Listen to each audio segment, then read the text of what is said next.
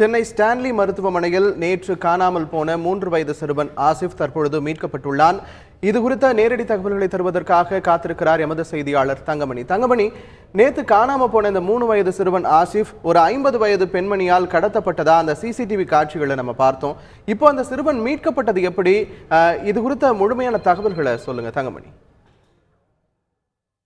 அதாவது ஸ்டான்லி மருத்துவமனைக்கு நேற்று அழைத்து வரப்பட்ட பெற்றோர்களால் அழைத்து வரப்பட்ட கொடுங்கையூர் முத்தமிழ் நகரைச் சேர்ந்த சிறுவன் ஆசிப் அந்த மருத்துவமனையிலிருந்து கடத்தப்பட்டார்.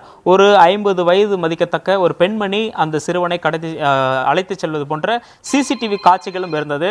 மருத்துவமனை வளாகத்தில் ஒரு சிறுவன் கடத்தப்பட்டது ஒரு பெரிய பரபரப்பை ஏற்படுத்தியது. நேற்று சென்னை மாநகரிலே ஒரு மிக முக்கியமான ஒரு செய்தியாக இருந்தது. இந்த நிலையில் அந்த காணாமல் போன சிறுவனை தேடும் பணி தீவிரமாக நடந்து வந்தது. ஸ்டான்லி மருத்துவமனை நிர்வாகமும் காவல்துறையும் இணைந்து அதற்கு தேவையான நடவடிக்கைகள் எடுத்து வந்தது. சிசிடிவி காட்சிகளை பரிசோதனை செய்ததில் ஒரு பெண்மணி அந்த சிறுவனை அழைத்து செல்வது போன்ற ஒரு காட்சி இருந்தது. இந்த நிலையில் காவல்துறையினர் தொடர்ந்து விசாரணை மேற்கொண்டு வந்தனர். இந்த நிலையில் ஆசிப் சிறுவன் தற்போது கிடைத்துள்ளதாக நமக்கு தகவல்கள் கிடைத்திருக்கிறது. காணாமல் போன அந்த சிறுவன் தற்போது கொடுங்கியூர் P6 காவல் நிலையத்தில் ஒப்படைக்கப்பட்டிருப்பதாக தகவல் நமக்கு இப்போது கிடைத்திருக்கிறது. அந்த காவல் நிலையத்திலிருந்து தகவல் கிடைத்திருக்கிறது. அதே போல அந்த சிறுவனின் ஆசிஃபின் பெற்றோர்கள் தரப்பிலும் நமக்கு தகவல் கொடுக்கப்பட்டிருக்கிறது.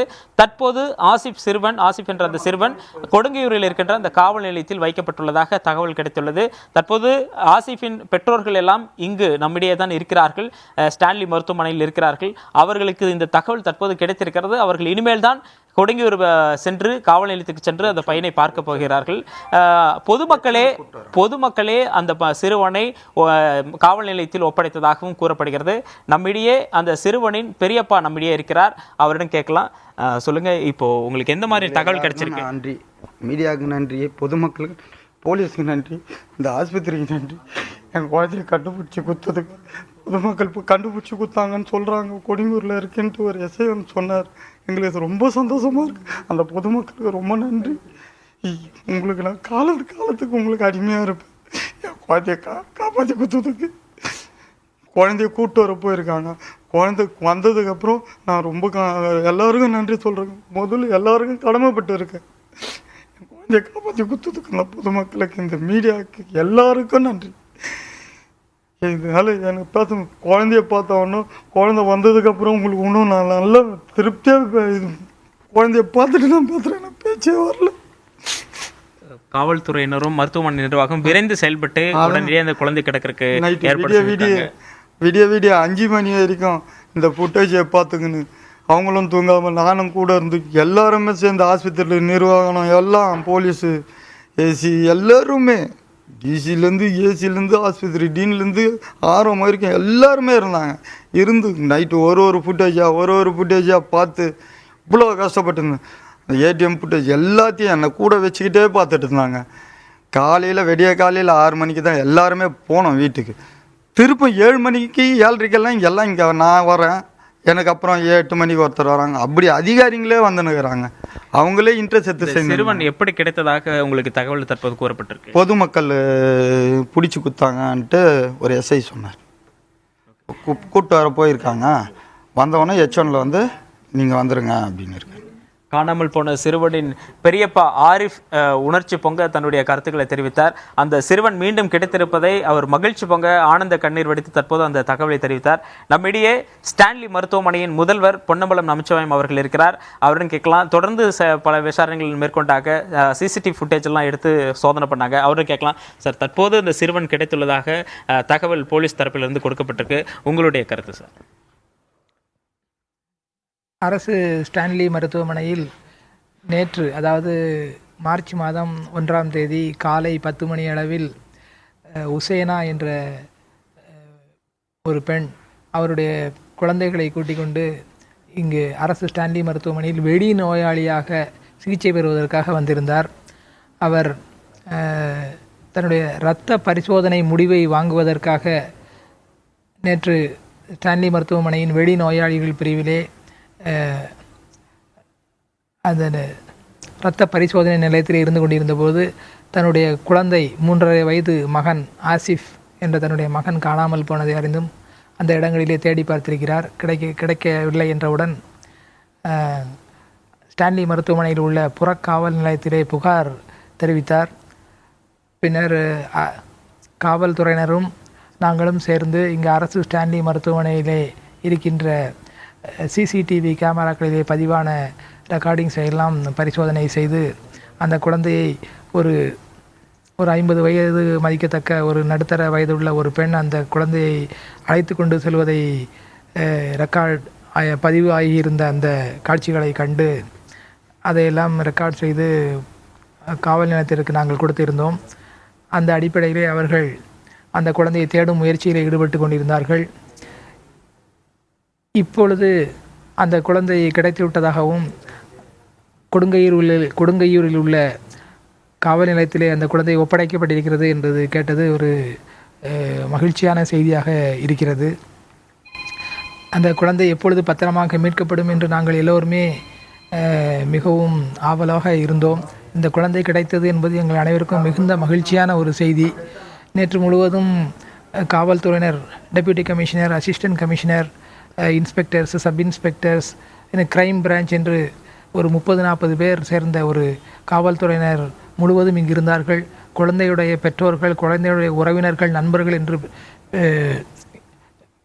மேலும் அரசு ஸ்டான்லி மருத்துவமனையில் உள்ள ஊழியர்கள் என்று அனைவருமே இங்குதான் நேற்று இருந்தோம். நாங்கள் அனைவருமே அந்த சிசிடிவி ஃபுட்டேஜ் அதை ஆராய்ந்து கொண்டிருந்தோம். அந்த குழந்தையை அழைத்து செல்வது அந்த குழந்தை நேற்று காலை 9:55 மணி அளவிலே அரசு மருத்துவமனைக்குள்ளே நுழைகின்ற அந்த காட்சியும் பதிவாகி இருந்தது. பின்னர் அந்த குழந்தை ஒரு பெண் அந்த குழந்தையை அழைத்து கொண்டு செல்வது, மருத்துவமனைட்டு வெளியேறுவது, ஆட்டோவில் ஏறுவது, செல்வது எல்லாமே அந்த சிசிடிவி கேமராவிலே தெளிவாக பதிவாகி இருந்தது. இப்பொழுது அந்த குழந்தை கிடைத்து விட்டது செய்தியை கேட்டு நாங்கள் மிகவும் மகிழ்ச்சி அடைகிறோம்.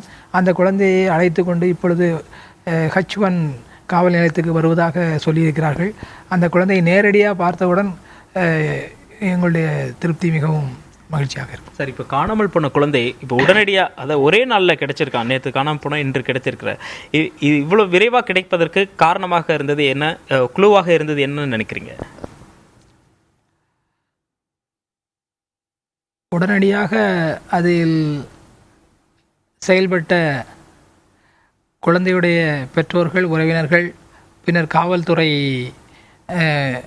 அதிகாரிகள், பின்னர் மருத்துவமனை நிர்வாகம் அனைவருமே இதற்கு காரணம் என்று நான் நினைக்கிறேன். மேற்கொண்டு குழந்தைகள் இதுபோல் காணாமல் போகாமல் பாதுகாப்பாக இருப்பதற்கு மருத்துவமனை வளாகத்திற்குள் பாதுகாப்பு மேம்பாட்டு பணிகள் எதுவும் செய்யப்படுமா? அது பற்றி சொல்லுங்கள். அரசு ஸ்டான்லி மருத்துவமனையில் உள்ள எல்லா கட்டிடங்களும் சிசிடிவி கேமரா கவரிங்கில் உள்ளது. சுமார் 100 சிசிடிவி கேமராக்கள் இங்கே அரசு ஸ்டான்லி மருத்துவமனையில் உள்ளன. அறுவை சிகிச்சை கட்டிடம், விபத்து கட்டிடம், மருத்துவ கட்டிடம், வெளிநோயாளிகள் பிரிவு, குழந்தைகள் பிரிவு என்று எல்லா கட்டிடங்களிலும் சுமார் 100 சிசிடிவி கேமராக்கள் பொருத்தப்பட்டுள்ளன. அவை 24 மணி நேரமும் நல்ல முறையில் இயங்கிக் கொண்டிருக்கின்றன. அரசு ஸ்டான்லி மருத்துவமனையில் செக்யூரிட்டி டிபார்ட்மெண்ட்டிலே சுமார் 100 செக்யூரிட்டி ஆஃபீஸர்ஸ் பணிபுரிந்து கொண்டிருக்கிறார்கள். அவர்கள் 3 ஷிஃப்ட்டுகளில் 24 மணி நேரமும் இங்கு பணிபுரிகிறார்கள். காலை முதல் ஷிஃப்ட்டில் 50 பேரும், பின்னர் இரண்டாவது ஷிஃப்ட்டில் 25 பேரும், மூன்றாவது ஷிஃப்ட்டில் 25 பேரும், சுமார் 100 செக்யூரிட்டி ஆஃபீஸர்ஸ் அவுட் சோர்சிங் மூலமாக இங்கே பணியில் அமர்த்தப்பட்டுள்ளார்கள். அவர்கள் அல்லாது மருத்துவமனை ஊழியர்கள் பலரும் இங்கு கண்காணிப்பு பணிகளில் ஈடுபட்டு கொண்டிருக்கின்றார்கள். மேலும் பெற்றோர்கள் தங்களுடைய குழந்தைகளை பத்திரமாக பாதுகாத்து கொள்ள வேண்டும். தங்களுடைய உடைமைகளை, தங்களுடைய பொருட்களை அவர்கள் பத்திரமாக வைத்து கொள்ள வேண்டும். தங்களுக்கு தெரியாத ஆட்களிடம் தங்களுடைய பொருட்களையோ, தங்களுடைய உடைமைகளையோ, தங்களுடைய குழந்தைகளையோ ஒப்படைக்கக்கூடாது என்று அவர்களுக்கு இந்த நேரத்திலே சொல்லிக்கொள்ள விரும்புகிறேன். இது போன்ற வாசகங்கள் அடங்கிய டிஸ்பிளே போர்ட்ஸ் ஆங்காங்கே வைப்பதாக நாங்கள் முடிவு செய்திருக்கிறோம். அரசு ஸ்டான்லி மருத்துவமனையில் ஏற்கனவே பப்ளிக் அட்ரஸிங் சிஸ்டம் இயங்கி கொண்டிருக்கின்றது.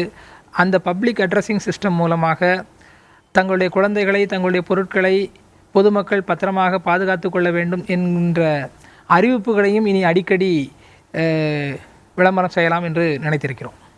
நன்றி சார். மேற்கொண்டு எடுக்கக்கூடிய பல்வேறு பாதுகாப்பு நடவடிக்கைகள் பற்றி தெரிவித்திருந்தார்.